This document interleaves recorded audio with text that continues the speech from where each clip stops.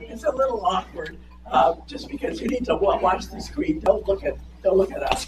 I'm David and Ann Wilkins, and we're historians of material culture, as you will hear. But first, we're historians of material culture, but we especially love architecture. But we work on everything: painting, sculpture, jewelry, fashion, whatever, and don't leave without smelling the flowers that we brought on the front table here. Some of you will recognize that these are Lego, which is something that we've been fooling around with. And we'll switch off, but if we're not near the microphone, just shout, okay?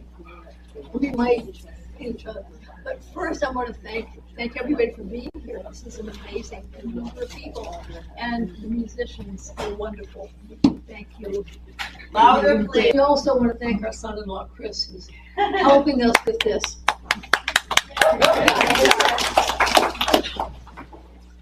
I'll try. Music and sound of all sorts are important throughout history, as are the buildings that house us and serve people. On Sundays and holidays, for instance, the music of choirs and organs brightened the day, and church bells sounded across the countryside. Town halls often incorporated clocks, which alerted townspeople throughout the day and marked the hours for work. And think of the harsh sounds coming from the factories that once produced cloth, shoes, and other products. Having music precede our words and images reminds us of the totality of the experience of looking at architecture. We're just back from Florida, where it was warmer, where because we are reflecting on architecture and thinking about it today, we were more conscious than usual of the character of the buildings and how they relate to the culture of the state. When you're in Florida, you look around, you know you're not in New Hampshire. Now look at the screen. Look at the screen. When you're in Rome and look around, you know you're not in New Hampshire. As we pondered buildings in Florida, we became even more aware of how architecture reflects the place where it was built and the period in which it was built, as well as other variables such as materials, function, climate, money, patronage, location or site, and most of all, the impact of history, culture, and society. Every structure reveals something about the time and place, something about ideas and ideals. Speaking of Lego, our older granddaughter works at the Lego store, so we have a lot of examples. And as David said, we think of ourselves as historians of material culture. That includes just about anything made by people. And this is even pop culture we were interested in, such as this 2026 Lego Easter surprise. Inside this bunny is a delightful surprises found inside. Here's a Victorian family heirloom made by my grandfather, who was a carpenter. It's not just a shelf for stuff. Whatnots such as this were intended to display beautiful objects and natural wonders for educational purposes. There's actually rhetoric about this, saying that everyone should have one to show your children what beauty is. Examples here are the Japanese porcelain and the seashell seen here. Ed and I would study the whatnot and the porcelain, but not the seashell. But of all material culture, we have to admit we love architecture because it reveals so much about humans, society, and history. Architecture is a serious art because buildings are often big and intended to last for a long time in all kinds of weather. Some structures are intended to be used by many people on a daily basis, and some are made of materials that can be expensive or difficult, such as the granite seen here. The use of granite underlies the idea that architecture is often expensive and therefore not undertaken lightly. Architecture is seldom frivolous, and buildings are almost always functional. They satisfy needs, sometimes very particular needs, that impact their design, such as manufacturing, governmental power, leisure, transportation, the railroad station in North Conway, and spiritual experiences. Works of architecture sometimes incorporate symbolism, such as the domes on so many state capitals, based on the fact that the national capital in Washington has a dome. And if you look carefully, you'll see we're wearing dome shirts. Mine is Florence, the great Duomo in Firenze, and Ann is the West Virginia state capital. We wrote the book on that, as you'll hear in a minute. At a photographic exhibition recently, Ann noted a quotation from the photographer that struck us as relevant for today's talk. Not only is architecture a build form, but is also a cultural performance in which history, memory, and identity are staged. And we actually put this on the little handout that you'll get. This statement hints at the profundity of meanings that a building can express. For us, the biggest questions about any building will be, what does it tell us about history, about memory, and identity? Our title is New Hampshire Architecture with a capital A, emphasizing buildings in our state that we think are especially interesting and important. We've seen lots of architecture with a capital A because we've been fortunate to be able to travel extensively by our work. We've been privileged to study many examples of architecture with a capital A, such as these monuments in Rome. These structures stand out because of their design, their interesting use of materials, and for historians, because they reveal the culture of the periods when they were created, expressing the ideas and the ideals of that moment. The Pantheon, for example, expresses the power of the ancient Roman emperor and the imperial government. San Ivo's dome is not the usual curved hemisphere.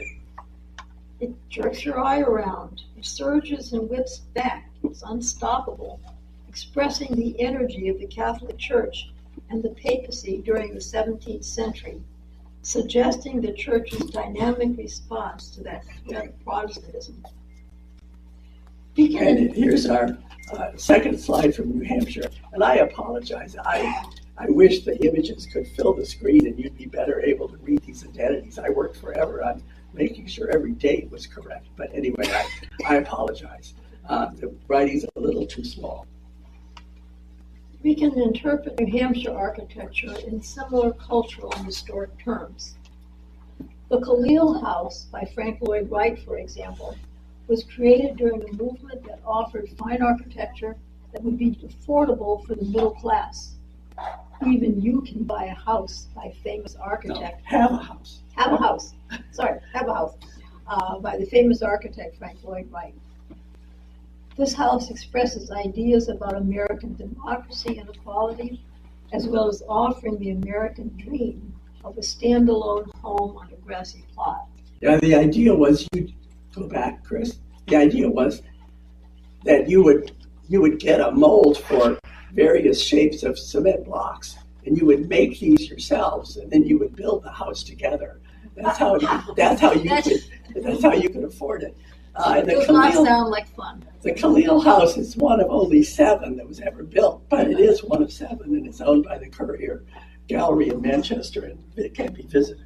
Yeah, the Currier owns these 2 houses, Khalil and the Zimmerman House, and you can make a reservation and go. We highly recommend it. They're both wonderful. They're very close. And you go in a van and you have a wonderful tour of these 2 houses. And the Mount Washington Hotel in Bretton Woods can be related to this historical moment. It was designed to encourage tourism that started booming in New Hampshire in the 19th century. That tourism is still a major engine of our state's economy. The New Hampshire State House, there's another dome, demonstrates the symbolism of the dome and other ancient architectural design elements that New Hampshire belongs in the federal union of states. And here's the West Virginia state capital. It's one of the grandest ones, and that's very intentional. The grandeur, its richness, with splendid marble and gilt decoration and a grand dome may seem surprising because West Virginia is one of the poorest states in the Union. The decision to employ Cass Gilbert, America's most famous architect at the time, And to encourage this grandeur was part of a concerted effort by the legislature to demonstrate that West Virginia was not a poor cousin, that West Virginia could be as dignified as any other state. It really is impressive. It's a very impressive building with that impressive dome. The Khalil House and these two capitals demonstrate how architecture can send messages, sometimes simple, sometimes complex, sometimes obvious, sometimes subtle, and sometimes sublime. The appreciation of architecture extends from imposing public symbols like our Capitol to this modest and lovely summer house constructed last year in Freedom. And we can't wait to go there when the gardens are in bloom. Being curious about all kinds of architecture, everything from A to Z, one might say, and observing buildings of every type enlivens every drive, every trip into a town or city.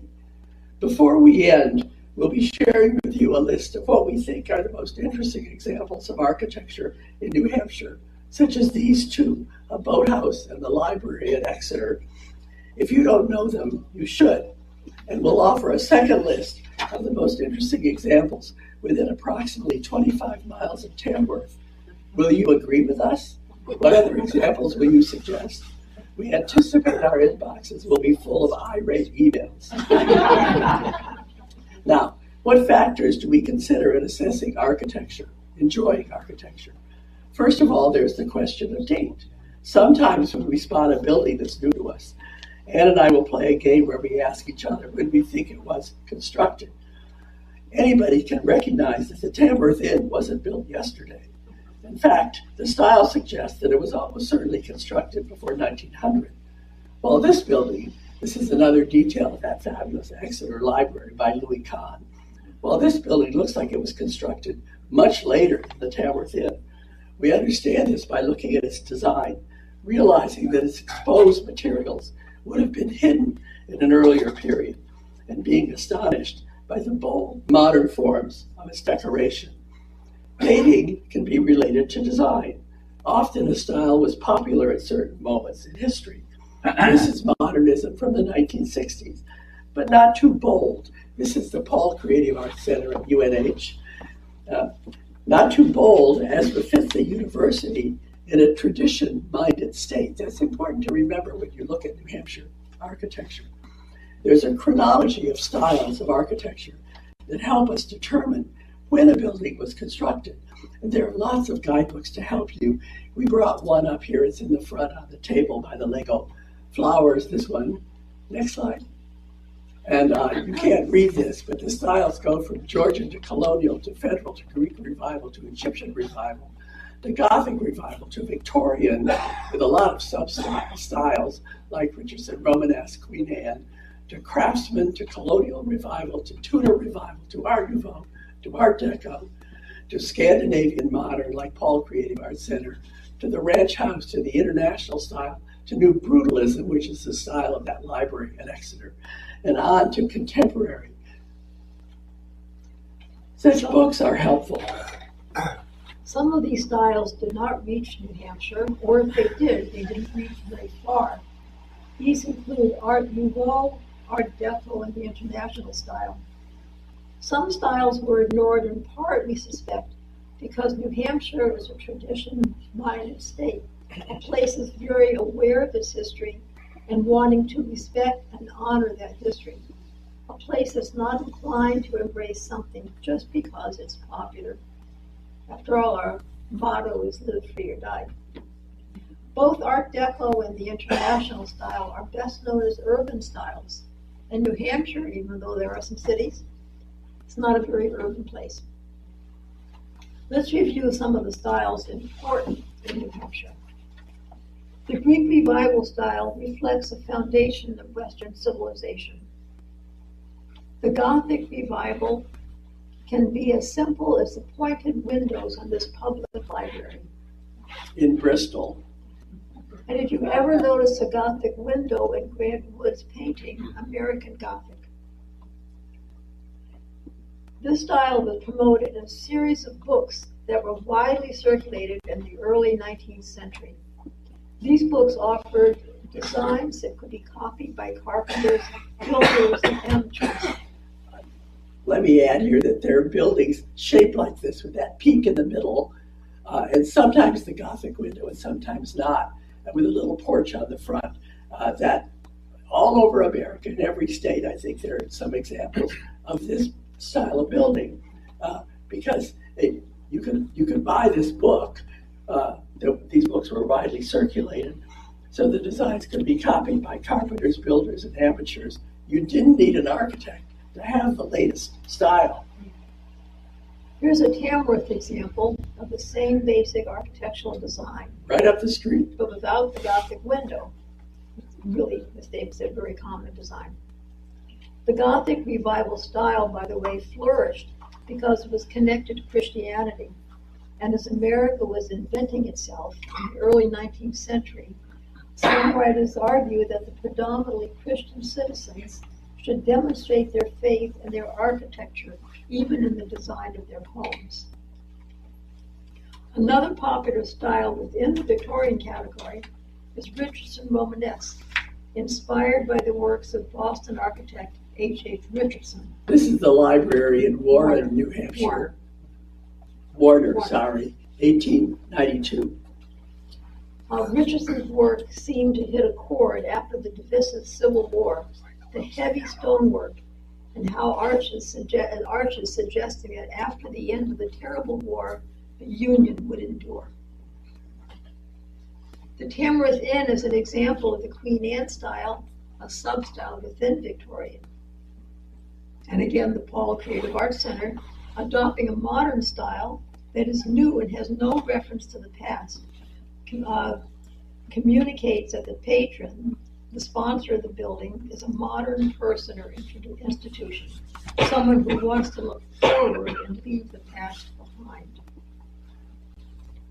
This is surely part of the decision of the two Manchester couples who chose to build houses by Frank Lloyd Wright. These are the living rooms. The Zimmerman is on the left and the Khalil on the right.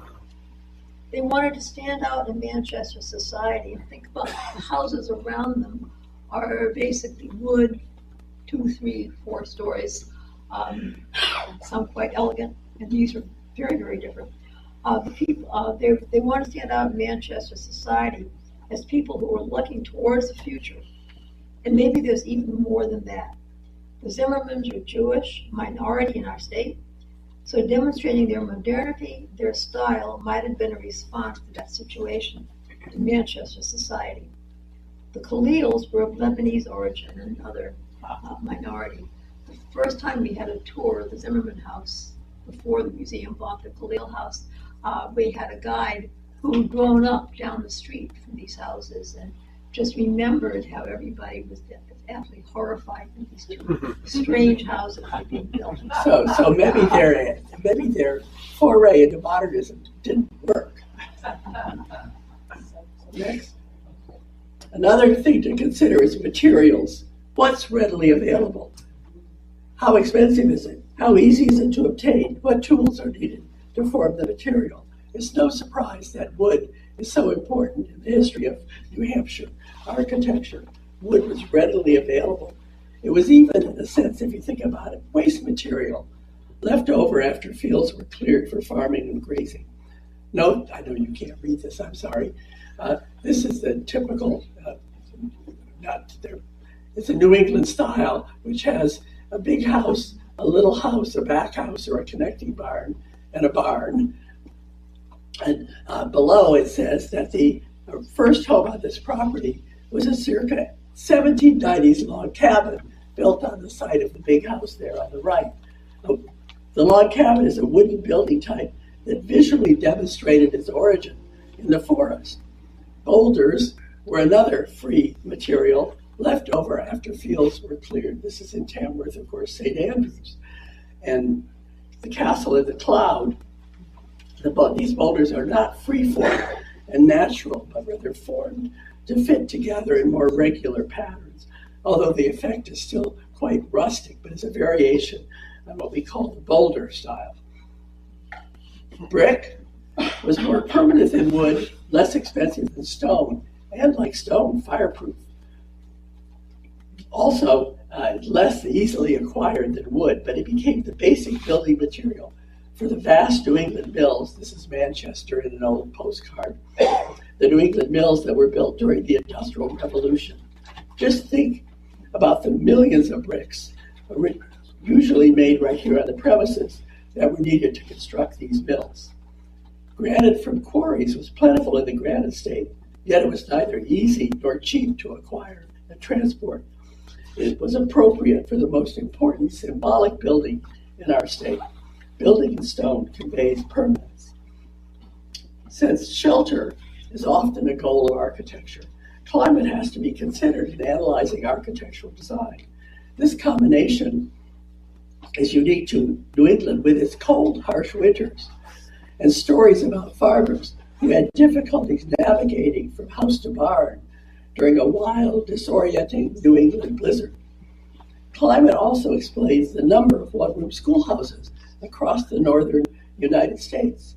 Little Madison, had 6 such schools, so that no student would have to walk too far to class, especially during the harsh winter. This is before snowplows, so It would have been hard.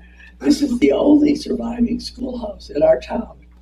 We are thrilled that our progress in restoring and repurposing this modest building has received statewide recognition during the 7 to Save program.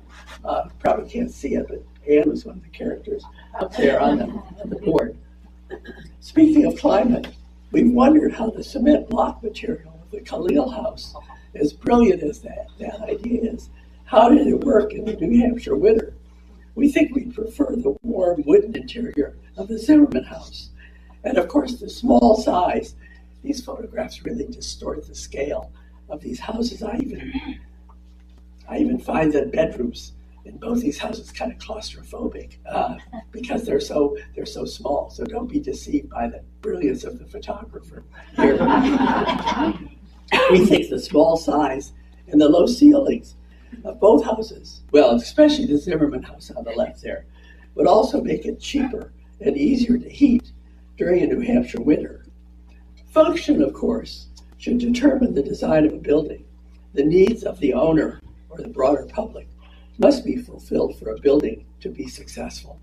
And you can divide architecture into types like residential, governmental, which is what we're going to do now.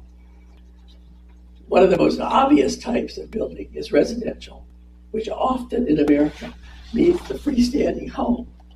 How the home evolved over time is fascinating, with changes in materials, size, design, decoration. But that's a big topic for another time. But if you look here, between 1664 and 1760, I think America's doing okay. Isn't that expressed? And the Wentworth Gardner in Portsmouth is such a beautiful example of this type. But we have a nice example right down the street here in Tamworth. In terms of function, the small scale of the Zimmerman house might have been important to Lucille Zimmerman, who worked in her husband's dental office. A small house is easier to care for when you have a full-time job and no servants. Another type in New Hampshire is the barn, with its special needs for abundant crop storage, with stalls for animals, systems for waste removal, and access for large equipment, hence that expression, the barn door. Recreational architecture is another important type in our state. In New Hampshire, vacationers were delivered to the grand resort hotels by railroad. But what happened when the car became available to the middle class? Then we had roadside cabins, and they were eventually replaced by motels. So within each type, you can follow a sequence of how the buildings were transformed. Governmental buildings, which we've already seen, form another important architectural category. And the tradition of the local public library is especially important in New Hampshire, where there are well over 200 libraries in so many towns. In part because there was state support. If a village could support a librarian, Libraries are truly community buildings intended for all ages. Their history reveals that some New Hampshire libraries had special resources to help immigrants more easily assimilate into their new American culture. Some of the earlier libraries were also the only brick or stone building in town, and because they were fireproof, they sometimes contained the vault in which town records could be stored. Throughout New England, vast brick mills are still fixtures in towns and cities along rivers that have provided their power to manufacturing along a major water source. It's really important. And you probably notice that some of these now are certainly no longer functioning in that way, but they've become universities or housing, but they're still there, which I think is important. Yeah, the current term is repurposing. The buildings have been repurposed, but their function has changed. Another type of structure, religious or spiritual, with the white wood-spired Christian church being the standard New England type.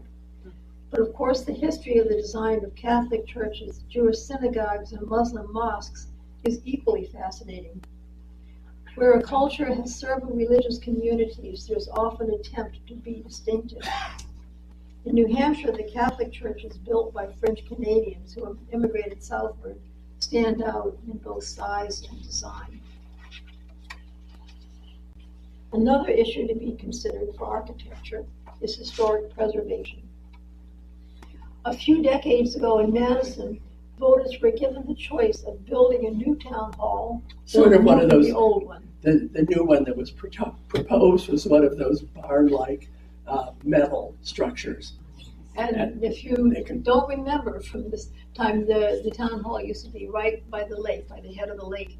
And you really just didn't notice it. I remember many times going to square dances when I was a kid here. But you could just drive by and not really notice it. This new siding on a hill, it's wonderfully noticeable. The cost was not too different, so the voters had to choose between building this new Barney thing or moving the old one. It had originally been, it was built as the Oddfellows Hall. So the voters, and if I remember correctly, it was a little more expensive to do this than to build a new one, but they chose to move it, which is quite an event, preserve it, and renovate it, which we think was certainly the right decision. Still, another important architectural issue is the repurposing of buildings. The structure that we're in now, was originally designed as a school built to replace Tamworth's widely scattered one-room schoolhouses. Later, it was turned to apartments, a barber shop, and a doctor's office, and, rumor has it, a bakery where communion wafers were prepared for the Catholic Mass. And now it's Unitarian. Amazing. In 2004, the building was bought by the Fellowship and remodeled for our use. And Betsy Loughran, who's sitting right up here, has written a wonderful little brochure with some photographs about the building, and there are a few copies available up there by the flowers. As needs change, older buildings are often expanded.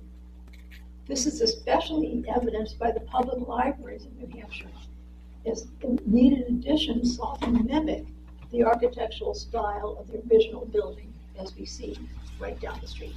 Yeah, I'm sorry, I didn't get a good slide but that's the original building on the right and the addition on the left. At first glance, you think it's the same photograph, but you can see how wonderfully the new addition picks up on the style of the older one.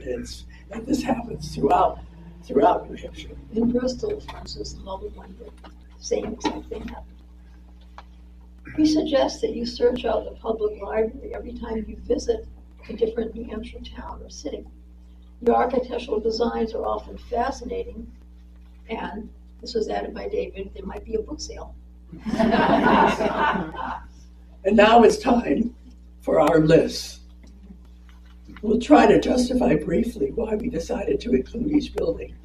And we have this handout of these lists that you can take with you and ponder and put in the glove compartment of your car. Our lists are, of course, personal and not in a ranked order. The structures are listed chronologically with an emphasis on a variety of types. So only one library. That's hard for us because there are so many wonderful libraries. As I had said, about 200 throughout the state. There's only one house of a particular style, etc. So let's start with that. We'll start with the list of what we think are the most interesting ones in the state. Next one. Oh, there we go. Sorry. Next. So, of course, one has to start with the oldest surviving structure in New Hampshire, the Richard Jackson House in Portsmouth of circa 1664. And I know the windows are small because glass was expensive. I think this structure on the left here is an addition on the original, in addition to the original structure, but it tells us a lot about America before America. Next one. The Wentworth Gardner House of circa 1760. And as we said before, it's just such a especially beautiful example of the type. But Portsmouth has a dozen or more houses of this period that are close to this in style. And of course, this is an important style for New England. You don't find this style in Illinois, except if it's some kind of modern revival of the type. Although there were certain periods in American history when some of these types were revived. One of the interesting cultural phenomena that Ann and I have looked at is the idea of fairs and how fairs affected people's ideas and inspired them. And there was a big centennial, we're coming up on the 250th, but there was a big centennial in Philadelphia in 1876. And there was a big emphasis on early America. They had displays of colonial furniture and that kind of thing. And that really sparked a big colonial revival throughout the United States. So you might come upon a house like this, a beautiful house like this, in Illinois, but it's not from the historic period. It's colonial revival. And of course, we don't need to say too much more about the New Hampshire State House. It has to be included in the list of the most important buildings in the state. Symbolic, governmental, granite, a dome with gold to indicate how New Hampshire fits in with the other states in the Union. And there's an aerial view on the right and a little view of the church on the square. I poked around to try to find, what was the most interesting village green in New Hampshire, because we realized there's something that we hadn't originally included as we went through this, which is the idea of urban planning. And urban planning is an important part of architecture, how things are arranged, how they relate to each other. And there are so many places in New Hampshire where when you're driving through, you're struck by suddenly there's a central space, and there'll be the town hall, and maybe a church, or maybe two churches. And it's often kind of accidental town planning, not like the kind of thing you get in a big city, but it's the result of deciding to leave a space of some sort in the middle of the town as a gathering space. Sometimes there's probably can't see it, that picture on the lower left, but there's a little gazebo in the right of that, which is also something that you sometimes find on the village green, as it's often called. So urban planning is another thing to consider when you're thinking about architecture.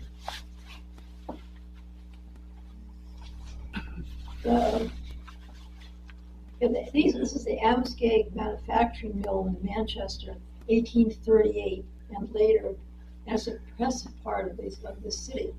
Any of these manufacturing towns, I grew up in Durham, and I well remember going to Dover and seeing the manufacturing buildings there. They're just prominent. I talked about them before, but they're throughout the state. Again, near water, near a source of power. Yeah, if we hadn't had those rivers, so this is another kind of urban planning, if you will. They had to be built along the rivers. And then there's our wonderful railroad station. And again, in my childhood, this was really, I guess even David remembers this, it was sort of green It was just nondescript, and they decided to repaint it as it probably was originally. Is there another one anywhere like this in the world? It's unique, and I'm so glad they've kept this. And it's exotic. Come take a trip on the railroad. Have an have an adventure. adventure on the rail, by the rail. Yeah, this is 1874. So it was 150. That's not right. Sorry, my math is terrible. This is the Nichols Public Library in Kingston, down by Durham, 1897 to 98, Boulder style. By Boston architect. Again, there are these the libraries. You find various styles, and we've been working a lot on libraries. There's colonial style. There's something like this, and it depends on the town and on the money. And so many of them were given by someone who had been in the town, who went off and made a fortune, and then came back and donated money for the library, or their family did. Library where the guy moved away when he was like 14 and went down to Boston and made his fortune, but not a fortune big enough to make a splash in Boston. So they decided to make a splash in Conway. When they said, we're going to give you all this money. Wife and daughter after he had died. Yeah, we're going to give you all this money to build a beautiful library in honor of, and everybody said, who? Nobody remembered him. But now he's remembered. Anyway, this one is especially, we love this one. Go back. Because of the really bold shapes, kind of Richardsonian, that big turret that sticks out with the little windows right under the steep overhang. Really, the shapes of it fit the boulders that are the material of its construction. And then, of course, the Mount Washington Hotel and now the Omni, which we're thrilled that is very popular now. It's maintained. It's safe. I think it's fireproof as best it can be, which is really important. And the hotel in Whiteface, Mountain View Grand, I think it's called. Mount Washington Grand is another one. And that one had fallen into disrepair. And then it was purchased by an individual and brought back, and now is well used. We love the story of that was the one in the Mount Washington Grand, because I heard a radio interview with the guy once, and he said he bought this thinking he would restore it, and he went to a bank, and the banker said, if you needed $1 million and you were short $1, I wouldn't loan you that $1. I don't believe in this. It's not going to happen.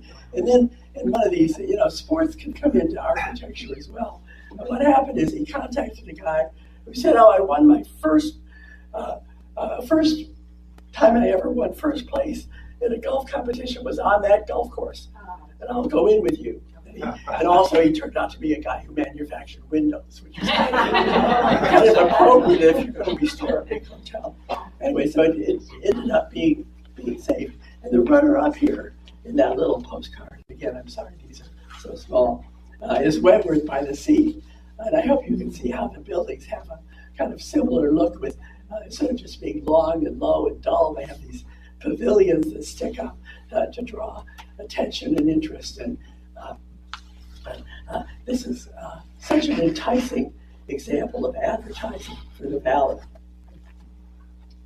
And the Swallow Boathouse, which I've always wanted to see. Yeah. Driven around trying to find a view of it, but we haven't seen it yet. And it was so named because the yacht that went there was the Swallow. With a sailing ship with high masts. So it could say this is the land side end, but the other side has huge doors that opened up. You could sail that boat right in there. It's off Moultonborough Neck. It's 1908 to 10, and it's Tudor revival style, British kind of half timber Shakespearean style that was very big in the 1910s and 20s. In Pittsburgh, Pennsylvania, where we lived and taught for many, many decades, there would be these big 4-square Victorian houses, and then there'd be a kind of small, new 1910, 1920s Tudor house. It became the alternate style for a while as Victorian faded faded from interest. And Anne read recently that the New Hampshire state historian said that he had waited years to see this building, and he felt it was one of the grandest examples of architecture in all of New Hampshire. We're still waiting, determined to get there. And then, of course, we hear again with the two French White houses, 1949 and 50 is the Zimmerman, the Usonian style, and then the Khalil house is 1954. Yeah, and the Khalils were friends of the Zimmermans and liked it, but they got a completely different style for their house. And the whole way in which this style reflects the democratic ideals on which our nation was founded. I mean, you don't think that when you look at it. But if you think about what Frank Lloyd Wright was trying to provide here for people to have their own house, but designed by a great and arrogant and self-centered architect, I must say, is a really interesting reflection on how the ideals of our history can sift down and create a style in this way.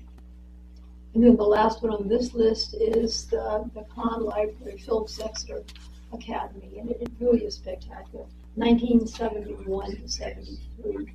And the whole idea of Exeter building this, Exeter, again, like the Paul Creative Arts Center, but the State University was shyer, so was pulled away from the dramatic modern.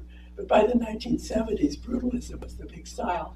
And I think you can get a sense from that picture on the right of walking in here. All four sides have these giant circles in the concrete that's supporting it, and the great crossing bars of concrete at the top. It's really, really breathtaking. And you can see a parent visiting and thinking, I want my kid to go here. Wow, they're forward-looking, they're dramatic. The idea of architecture as inspiration is expressed in something like this. Next. And that, within about 25 miles of Sandwich. The Community Baptist Church of Sandwich, 1792. It was built in 1792 as a Baptist meeting house. And we say runners-up, but there are so many that we could choose from. This is one of the best steeples that we've ever seen. The proportions, the soaring effect, the levels, the decoration. And then there's a Methodist meeting house of Sandwich and other churches with the steeples, the white churches of Tamworth and other towns around. This is a characteristic of doing one. And one of the things that we travel when we travel is we will always point out to each other if there's a stumpy little steeple on a miserable little metal barn-like church. We're always pointing that out. But this one, when you come around that corner and look at how there's this very strong vertical, and then the opening for the bells. And then the next one's a little bit smaller, and then there's the steeple on the top. And there are urns on the corners, urns and motifs that decorate the corners on each of those horizontal levels. It really is a very well-designed building we have no idea of the architect as far as we were ever able to find. And then there's the Hall Dyer House of the Tamworth History Center. Early 1830s, conservative federal style exterior, but with innovative but simple Greek revival interior finish. And that's a description, that somebody else wrote, but kind of summarizes it. The best local example of this type, and there are again many runners up to this. Even within 25 miles. And then there's a Madison Church, 1855. And it's again, this white steeple church, quite small, but it's renowned because of an E.E. Cummings poem. He wrote a poem about this church as the war ended. But this little church, not a great cathedral. I am a little church, no great cathedral. And we just have, the story has come out that what happened was it was the day of the armistice. And as he came around the corner, they were ringing the church bells. So it's personally connected to him as a very great moment in American history.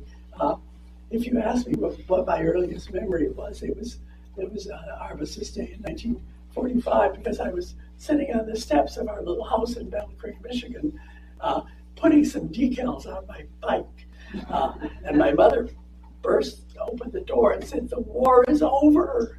And I thought, well, that's important. it's back up here. But it's back up again. It's the idea of how something that this is not a great architectural structure. Madison Church, it's very similar to dozens, hundreds of white churches, but it's become important because of something that's exterior to architecture. So we felt it ought to be on the list. And then here's the one we put on both lists, just because we had to. 1874 was so unique. You know, the architect. It's wonderful that it's been preserved. And say those early days of my memory, it was like, well, this thing is here. We don't care really much about it. And now to try to put it back into, it's not quite so glaringly colored like that, but it is an attempt to make it what it was originally. So unusual. And then here's the one on Lancet Union Chapel, you know, and again, not a great architectural monument, not very unique in its design, although even from this distance, you can see that the size of the spire is pretty big for the church. So it's not your normal spire of correct proportions right in the middle. They made it bigger and put it to one side. The church was built in 1880 and the tower bell was added in 1896. And sometimes this style is called Carpenter Gothic. Wooden buildings with maybe a little bit of Gothic effect, but very often if they're churches, they'll be called Carpenter Gothic style. But we put this in here and used this slide especially because it's the site, how the siting of a building can make it more dramatic, can make it important.